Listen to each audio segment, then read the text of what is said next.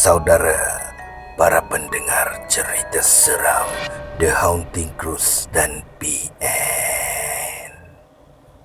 Masih ingatkah lagi tentang kisah Kumantong? Pada malam ini, Brother Fai akan kongsikan lagi kisah Kumantong bahagian 2 yang datangnya daripada Larry Raphael.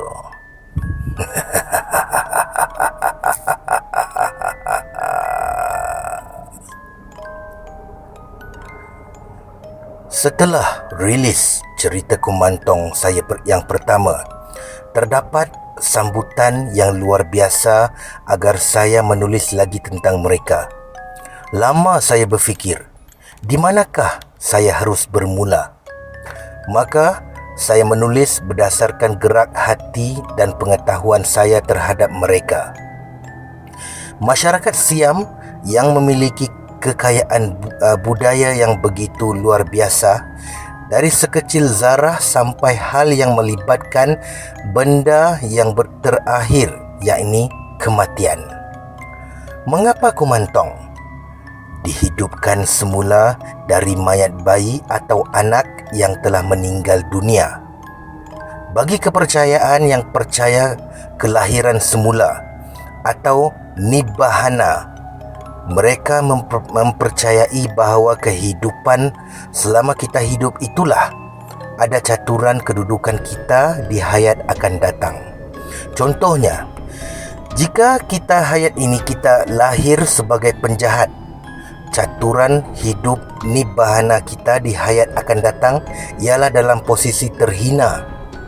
Hayat lepas kita iaitu dihukum berdasarkan etika roda 8 lapis yang masyhur itu. Bayi atau anak yang meninggal tidak ada yang boleh dipertaruhkan untuk hayat akan datang. Mereka stuck di muka bumi. Mereka berkeliaran atau kesepian, dan marga iaitu roh mereka boleh menjadi hamba kepada iblis, jin atau setan. Mereka tidak ke surga dan tidak ke neraka. Kecacatan pada karma kelahiran mereka menyebabkan mereka mengapung di fitrah alam manusia, dan amat kasihan sekali manusia tidak mempedulikan mereka. Kisah Kumantong berkait rapat cerita tradisi Siam ratusan tahun yang lampau, di mana terdapat keluarga yang baik mendapati marga anak kecil mereka hidup bersama mereka. Dalam kisah itu, Tok Sami dipanggil untuk berkonsultasi dengan marga dan Buddha.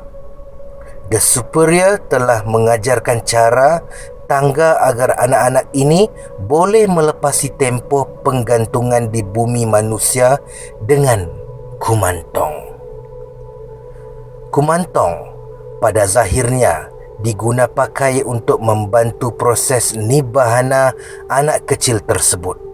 Caranya, keadaan terbalik dipergunakan dengan ikat janji dan sign kontrak untuk melakukan beberapa perkara mulia sebelum mereka terlepas dari fitrah bumi dan menuju pusingan kelahiran semula.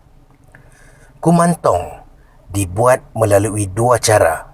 Satu, dengan bentuk yang asli fizikalnya, utuh, diawet rempah, dipuja dan dibangunkan marganya dengan syarat-syarat tertentu untuk bebas daripada tahanan di bumi manusia tanpa arah. Setelah dia setuju, maka dia akan dijaga, dipuja, dilayan seperti anak kecil. Namun ia bekerja kepada manusia yang membangkitkan dia ke alam fitrah manusia. Kedua, Kumantong yang telah dibakar, debunya dicampurkan pada tanah liat, diuli dan dijadikan patung dengan imej anak kecil, comel dan dipuja dan diberikan syarat untuk bergerak di alam fitrah manusia. Selain seorang kumantong menjalankan kerjanya dengan baik, selagi itu dia menghampiri mahar kehidupan untuk dilahirkan di hayat akan datang. Namun, ada pemuja yang menyalahgunakan para kumantong ini. Apabila dia melihat kumantong bekerja dengan cekap, dia bahkan memutuskan untuk tidak melepaskan kumantong itu dan berusaha mencari cara lain agar kumantong itu kekal setia pada dia seumur hidup. Hal ini boleh dilihat oleh banyak pendukunan santet di bumi Siam yang kaya raya dan memelihara banyak kumantong cekap namun enggan melepaskan mereka. Kawan saya secara tidak sengaja memiliki kumantong ketika balik daripada bercuti di bumi Thailand. Sebelum dia balik Sabah, dia membeli anak patung kecil untuk dijadikan souvenir kenang-kenangan kelak nanti. Rupanya, selama benda itu berada di rumahnya, banyak perkara ganjil telah berlaku. Antaranya, gula-gulanya selalu hilang. Minuman berkarbonat dia selalu tumpah atau habis. Kadang-kadang coklatnya hilang separuh walaupun belum dikoyakkan di dalam plastik.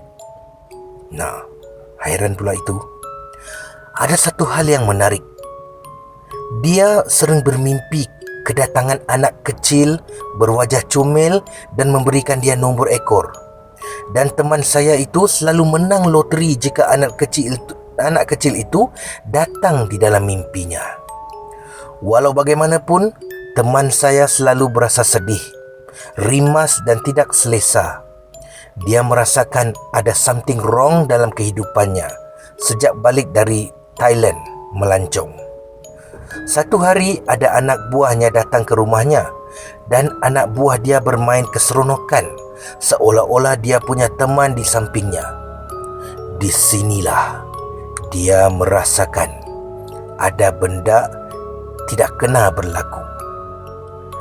Dia meminta nasihat dari orang tua dan orang tua menasihati dia untuk melihat jika rumahnya dikongsi bersama makhluk astral. Kenyataannya tepat. Memang ada penghuni lain selain daripada mereka sekeluarga. Tetapi untuk kepastian semua, sebelum ini belum ada kejadian aneh di dalam keluarga mereka. Orang pandai dijemput untuk mengusir roh jahat yang menghuni rumahnya. Dan roh jahat itu terkeluar dari rumahnya setelah orang pandai iaitu bomoh tadi telah memagar rumahnya.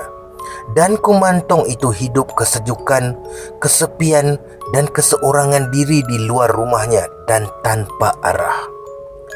Dia kebingungan sebab fiziknya masih tersimpan di rumah kawan saya tanpa pengetahuan mereka sekeluarga.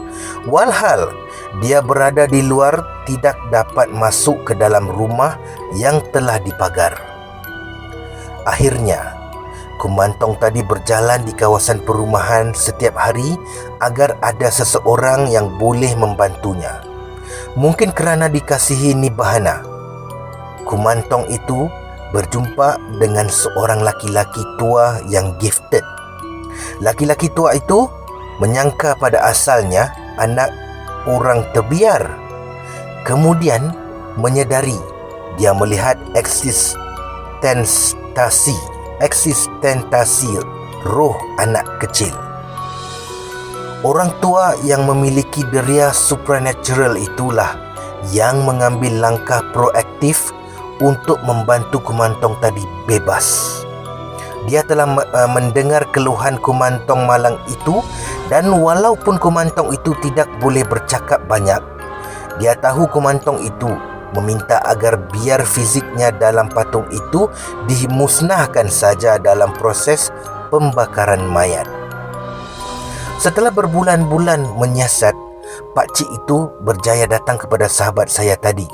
Setelah diteliti, memang benar patung itu berada di dalam rumah teman saya. Teman saya bersama dengan Pak Cik Tua itu akhirnya bertemu dengan seorang tok guru yang mengamal ajaran Lohan Buddha 8. Tok Guru Wong yang memahami ajaran spiritualis Siam bersetuju untuk membebaskan Kumantong tadi dan menuntun ke arah cahaya nibahana kelahiran hayat di masa hadapan. Kami membawa patung kecil itu ke rumah Tok Guru Wong untuk proses membakar Kumantong tadi.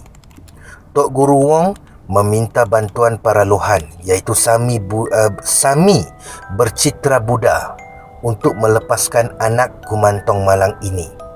Kumantong dibakar dengan alunan chanting mantra Alvosteria.